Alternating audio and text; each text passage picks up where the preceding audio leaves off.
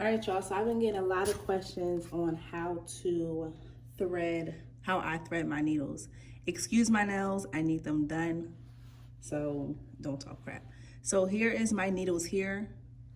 I use the curved needle, which is about a large size. So curved needles, I feel like are best because it helps you when you are, I thread up, some people thread down, but regardless of if you thread up or down, curved needle, it just really prevents stabbing the actual client. So I have my needles here, right? And then I have my thread. I always get the big thread. And honestly, I think there is a bigger one than this. I'm not quite sure, but I have my thread here, okay? So I'll take the end of my thread. You see this little, let me put my scissors down. And then I'll need my scissors too. But you see the ends here, right? And then you'll see at the end of the needle, there's a little hole right there. Oh, there we go. There's a little hole right there. We're going to thread our thread through that hole. Let me get my life together real quick. So, is it going to focus? Let's see. So, I want to turn this to the side so you guys can see. All right, it's a little hard for me, right, in this angle. All right, let me see. All right, I want to thread it through here, and then, okay, it's through now. And then I want to pull it through. Now, normally I do arm's length, and my arms are not that long, right? I normally do arm's length simply because when I'm threading through, you don't want it to be an inconvenience to yourself. So if you make an arm's length, it'll be perfect for you. So I'll go ahead and cut the ends. So now I have two ends here, right? And then I tie together. And you'll see a little knot right there. See that knot? And then that's how I thread.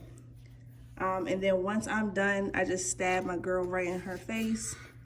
Not too nice, but then I'll just line them up here. So you'll see I have a bunch of needles right there, and some are everywhere, but just go ahead and line them up there and then prepare for your sewing. And that is how you thread a needle. I think it's best to have all this complete prior to your client coming, simply because it does take a little bit of time. I think the longest part is freaking, getting it through that little hole, but it does take a little bit of time. And then when I'm sewing, and after I'm done sewing that, I'll just cut that off. Guys, I really need my nails done. It's actually really annoying that I don't have my nails done for this video. So yeah, this one was from a previous sew-in. It's actually not that long. So I'm actually going to keep it this size simply because it can be the needle and thread that I use for that anchor braid when we do the last one.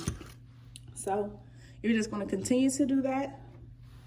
I would say a good 15 to 20 needles is probably what's needed for a good sew-in. So always have that prepped and ready. Another thing too, when you are using your scissors, don't use your good scissors, okay? I have two different pairs of scissors, one that I use for cutting and one that I use for just like when I'm cutting the cap, when I'm cutting the weft, when I'm cutting the thread. Do not use your sharp, good scissors for things like this. Use a different pair of scissors, okay? Because it definitely will dull them out and you'll have to get them sharpened and things like that. So keep your scissors separate from your sewing equipment or your extension equipment, if that makes sense.